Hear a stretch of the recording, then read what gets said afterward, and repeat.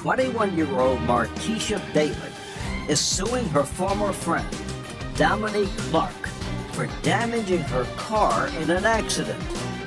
Dominique says it was a drunken Markeisha who damaged the car.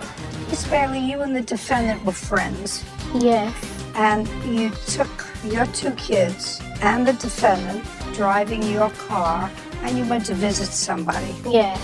And this was on February 23rd? Yes. What time did you leave your house? We left about 1 o'clock p.m. And what time were you on your way home? We left like 11 p.m. Did you have anything to drink at your friend's house? I had one drink. Alcohol. Did you have any alcohol to Yes, drink? one Yes. drink. Okay. Now, on the way home, the defendant drove. Yes. You got into the car, according to you, passed out, fast asleep. No, I didn't go to sleep immediately, but I was asleep while she was driving.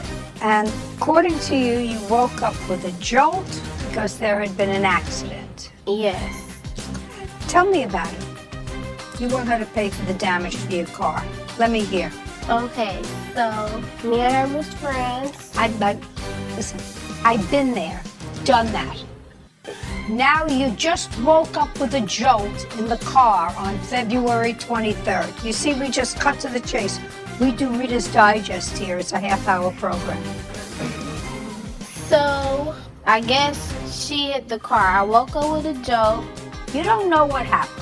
Right, I woke up Just a with a second. jolt. You don't know what happened. You woke up, there was an accident. Yes. Go ahead. So once I woke up, I said, did my car just get hit? She said, yes. So she told me that the guy had hit her. But once the accident happened, she tried to keep going. And I said, no, you need to stop this car. So she stopped the car, got out the car, and then I was like, is it messed up badly? She was like, it's not that bad. But I was so upset that I didn't get out to look at the damages because I just had brought the car like a week before that. So I'm like, I'm just so upset. You just bought the car, is that what you said? Yes. Is it financed? No. You paid for it in cash? Yes. What kind of car was it? A Pontiac G6, What year? 2007, How much did you pay for it? $5,500. Okay. So you were so upset that you couldn't get out of the car. I didn't want to look at the damages. Okay. So I told Dominique that she needed to get out and talk to the person she had hit. So she went back and talked to the person, and she came back to the car and told me that the person she hit told her to get off on the nearest exit and they was going to follow behind us and call the police. And? So she did that.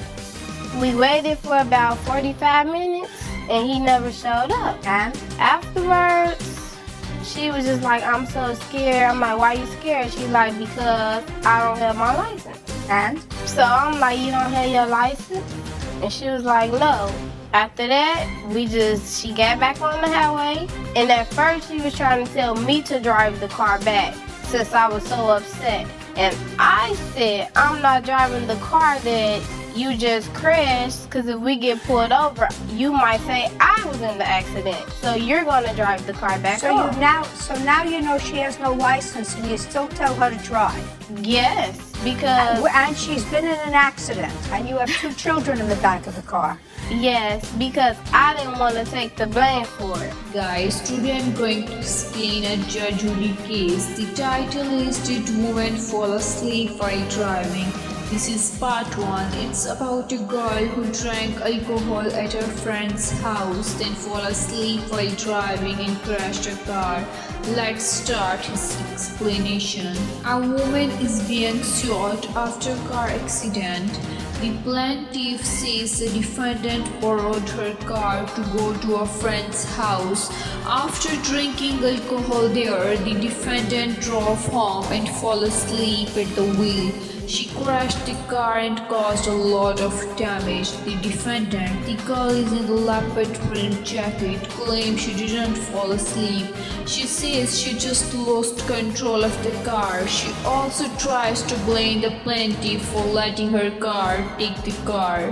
Jody is not buying it. She cautions her about how much she drank, why she was driving, and how someone just loses control without falling asleep. The tension is high because the defendant keeps changing her story. Part 1 ends on Judge Judy is about to make her final decision, but she wants to hear more details first. Anything else you want to tell me? If we was to get pulled over, she could have said I had hit someone. She could have done a lot of things. Yeah, and I She was going to take the blame. could have done a lot of things. But if my first thought in my head would be, well, here she was just in an accident. I have my 2 kids. How old are your 2 children? 2. 2. I have my 2-year-old twins in the back of the car. Here I have somebody who's just told me, according to you, that she didn't have a driver's license. So, A, you were too upset to get out and look at the car to see what the damage was. B, you have 2 children in the back of the car. Now you have somebody who's been in an accident. You were too upset. Most of the time when people are in an accident, they're upset.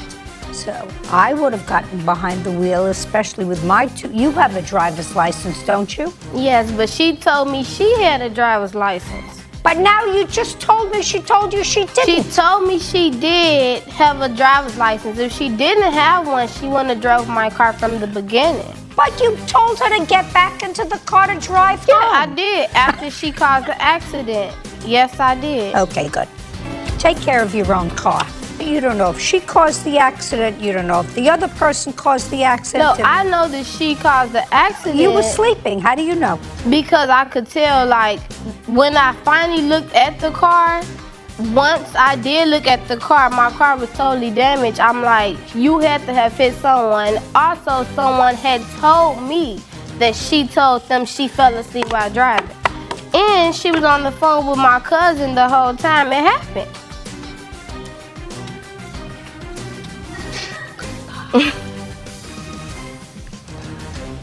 Oh, okay. Do I need to take this?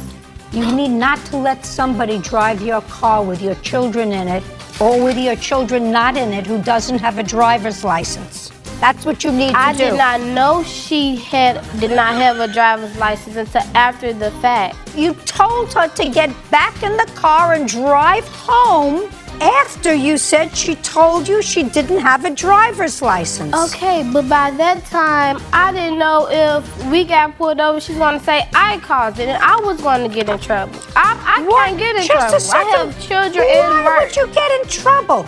According to what you just told me a moment ago, you got off the freeway and waited for the other car for 45 minutes to show up. If I believe that story, that's what you told me. Why would you get into trouble? You didn't leave the scene of an accident, right? You got off the freeway at the next exit and you waited for the other car. That's what you told me. Yes. Why would you get into trouble? Because we got back on the highway. Yeah, goodbye. Parties are excused. You may step out. We will discuss what happened in part 2. Here is where Judge Judy gives her final verdict. The defendant keeps denying she fell asleep and keeps making excuses, but Judge Judy looks at the evidence, the accident report, the damage and the fact she was drinking at her friend's house before driving. Judge Judy's ruling. Judge Judy does not believe her. She says it's obvious the woman fell asleep at the wheel after drinking. She calls her out for lying in court and for being irresponsible. The defendant is found liable. She has to pay for all the car damages caused in the crash. Judge Judy also gives her a serious scolding about drinking and driving plus lying the court. The plaintiff wins the case, the defendant loses and gets judged hard for her behavior. Judge Judy makes a decision in part 2. Judge Judy hears the full story and doesn't buy the defendant's excuses. The evidence shows she was drinking at friend's house, then drove and fell asleep at the wheel. The moral of the story: never drink and drive. One bad decision can ruin cars, lives, and friendships. On your mistakes, lying to a judge only makes things 100x worse. Honestly costs you less than a lie. Responsibility excuses "I fell asleep" is better than making up 5 different stories. Judge Judy always respects accountability.